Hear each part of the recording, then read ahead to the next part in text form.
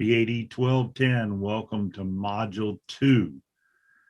Now, each of you should be logged into the class and in Mind tab. You should now have a routine where you read the chapters, review the slides, and undertake the specific assignments for the week. I checked this afternoon and nearly all of you have registered and accessed Mind tab. That's great. If you are one of the few that have not, I must remind you that you cannot successfully complete this class without the use of Mind tab. Also, as you know, this is a short semester, so we're going to be covering multiple chapters each week, so it's important to engage early. Now, for this week, we'll cover chapters 4 through 6. In chapter 4, we'll discuss managing in a global environment. So what do we mean by global environment? Another way to put that is an international environment. Once a company has an online presence, then they're by default in a global environment.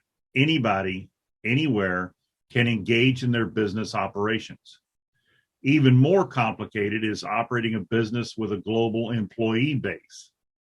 As you read chapter 4, I want you to think about the various things a manager must think of: legal and political challenges between countries, social value differences between employees, and even the communication challenges that exist, not just because of the language barriers, but because of cultural barriers as well.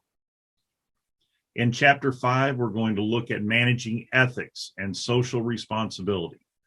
In this chapter, we'll talk about managerial ethics and how we use the various frameworks for ethical decision-making.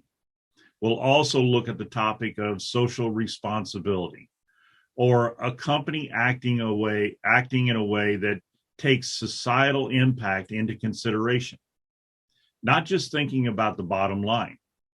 In many cases, a company operating with a social responsibility mindset will choose to do things that do not yield the highest profit margins. Lastly, in chapter 6, we'll discuss the topic of startups and new ventures by examining the increasing area of entrepreneurship, or the process of initiating a business venture, organizing the resources, assuming the risk, and enjoying the rewards. This oftentimes takes the form of a sole proprietorship, but also includes startup companies of all sizes. The key is that it involves people who have an idea, put their own resources behind it, and seek to be rewarded for their actions. Now, in addition to your chapter assignments and the quiz, this week you'll also have the first of 3 case studies, M2C1 on conscious capitalism. Be sure to review the grading rubric prior to submitting your case study. One of the things you must do is use sources or references to support your writing. Sometimes I use a phrase that says, in an academic environment, writing without using sources is merely opinion. There will be times where I will ask your opinion, but the majority of your writing will require you to back up your writing with these sources.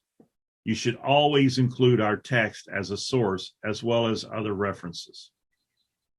This week, you'll also have the M2D1 discussion.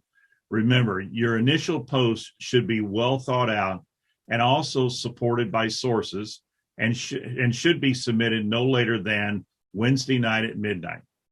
That leaves the remainder of the week for hearty discussion with your classmates. I look forward to seeing your work, and I hope each of you has a safe and productive week.